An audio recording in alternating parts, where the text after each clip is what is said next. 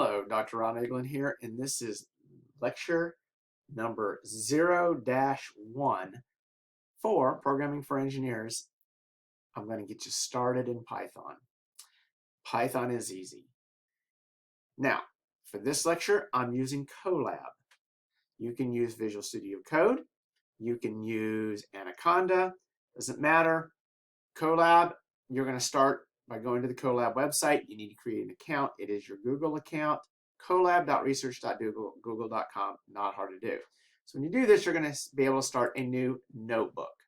This is how Colab works. So a new notebook will pop up, and if the notebook pops up, and I don't need the release notes here, this is the new release notes, bye-bye, I can start with coding, okay, which is actually what I'm going to do here, because what I want to do is I just want to demonstrate very, very basic stuff. All we're going to do today is some functions and some variables, and that's it.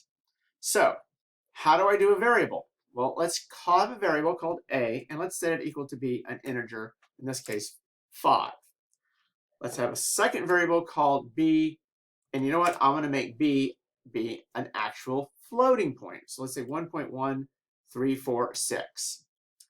And then I'm going to create a third variable, and notice at this stage Colab has already figured out that I want a third variable called hello, which is a string, which by the way was going to be the third variable. Now, if I wanted to say a plus b, I can do that, and if I hit this, the go button, okay, well, what happened here? Okay, in this case, the Colab said, oh, look, a plus b.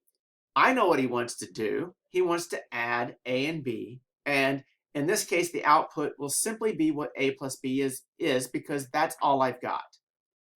Now, if I wanted to create a function, I could say y is equal to a plus b. Now, if I do this, the y comes out to be a plus b, but notice in this case, nothing was output. If I put a y here, Colab will automatically assume that it wants me to output the y. What else could I do here? I could use a built-in function. There's a built-in function called print, and I can just tell it to print y. Notice the function has an open parentheses and a closed parentheses, and I put the y in there because that's what I wanted to output. Now, what if I wanted to do something different? What if I wanted to say z is equal to a plus c? And notice it actually automatically assumes that I want to print z out. So, and I could have just hit tab and it would have done that, but I didn't. So let's go with that. Well, what's going to happen now? Notice I got an error. It's an int, an integer 5, and a string. They don't add. String is a text. So I can't do z equals a plus c. And notice that it underlines this here in the variables. Well, what could I do? I could try converting the a to a string, but I need to know what function does that. Well, luckily, in the top of my head, I know that there's a function str that converts to a string, and now I just have 5 hello. Well, that is because 5 was converted to a string. So it converted it to a string. I can also convert a string if it's convertible to a number. Variables, that's how variables work. Now, how you've seen some functions. Print is a function. I could, however, define a function. I can define a function add, and I can give it the variables x and y, and it actually automatically knew that I wanted to do that.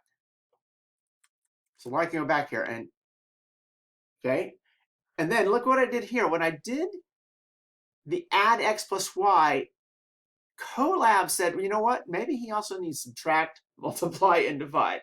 Well, I actually don't need those functions. What I would like to do is it returns a z. Okay, it returns what actually gets in there. Now, x and y in here are variables that have local scope.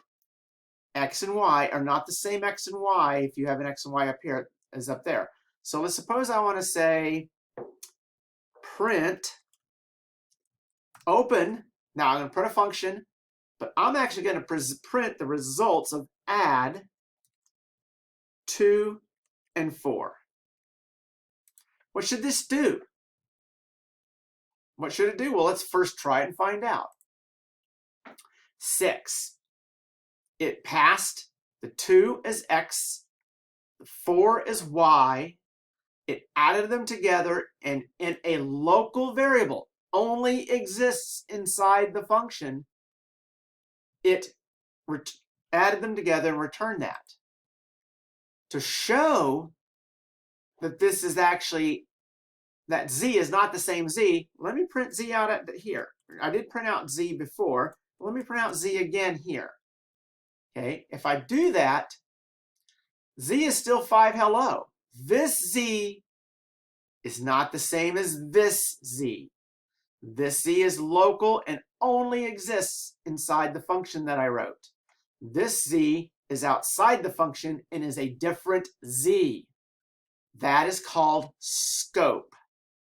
Okay, that allows me to do this. Now, if I pass, let's say now, let's go ahead and let's go ahead and do something totally different here. Let's just say x is equal to add, and let's add a, which is, by the way, scoped globally. It's defined at the same level as the x is being defined. So we can add a, and you know what? It wants me to add b, and I'll print x.